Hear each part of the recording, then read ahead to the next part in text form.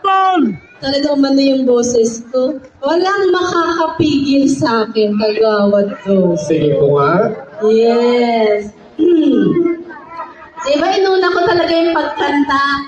Lord, huwag niyo pong paulanin, please. Mahal kita, pagkat mahal kita. Iniisip nila ay hindi mahalaga. Mahal kita maging sino ka man.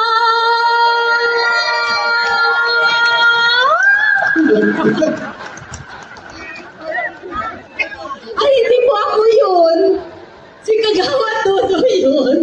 Kung si Roland J, ang ganda ang hanap buhay niyo po. Speaker, pero parang Dahil masarap doon yan. nasira. Pero, natawa din ako sa sarili ko. My goodness. Ayan. Si Roland J, congratulations dahil napakaganda ng setup natin. Palakpakan naman natin ang ating host barangay. Sabi ko nga, para may pa-children's party.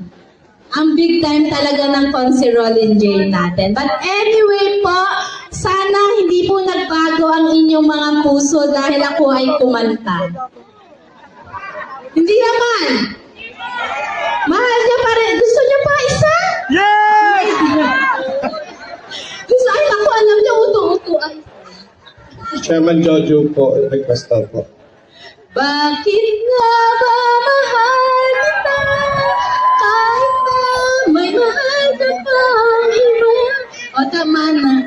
Napapagalitan na ako nito. But anyway po, maraming salamat po sa pagpunta niyo po ngayon.